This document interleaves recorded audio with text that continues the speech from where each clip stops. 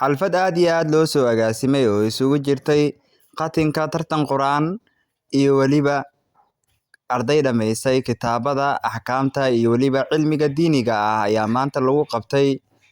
madarasada Nuurul Yaqiin ee magaalada Dowlado. xalfadani oo ahayd mid aad iyo aad loo soo agaasimay oo aad u qurux badneed ayaa ugu horeyntii waxaa lagu daafuray aayadaha Quraanka Kariimka ah. بالله من الشيطان الرجيم بسم الله الرحمن الرحيم والنجم إذا هوي ما ضل صاحبكم وما غوي وما ينطق عن الهوى intaa kadib waxaa hadalka qaatay oo daafuray xalfadii maamulaha macadka Nuurul Yaqiin. والصلاة والسلام على أشرف الأنبياء والمرسلين سيدنا محمد وعلى آله وصحبه وسلم تسليما كثيرا. أما بعد ساكر تعالى صباح خميسات بشهر شعبان بعد إنسان waxaa madarasada Nuurul Yaqiin Education Center and Islamic Training مركز Nuurul Yaqiin تحفيظ القرآن الكريم والتربية الإسلامية مدرسة دولة إثيوبيا وفريق حافظ السجلات وحنو رسول دونا حافظ سنة الله هاي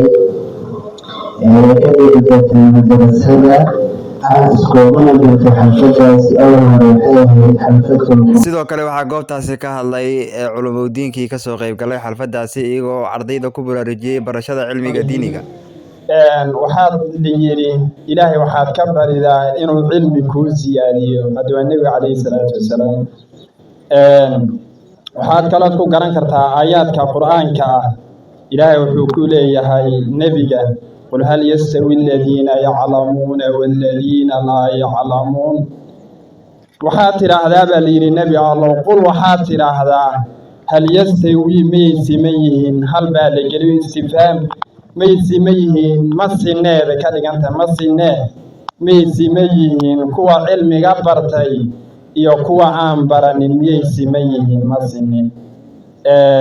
waxaad garanaysaa aayadii kale inama yakhsha Allahu من عباده العلماء وحا إلهي كبقاء حسر بالجري أيضا من عباده كمدة كوا حلماء كوا سنبا إلهي كبقاء sidoo kale ardayda ayaa su'aalo diini ah iyo waliba quraanka lagu imtixaamay ayagoo la weydiinayo su'aalo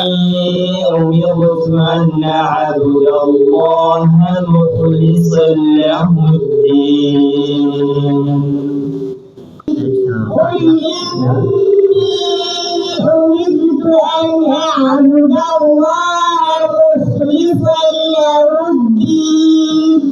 وأمرت لأن أكون أول المسلمين قل إني أخاف إن عصيت ربي عذاب يوم عظيم قل أعبد مخلصا له ديني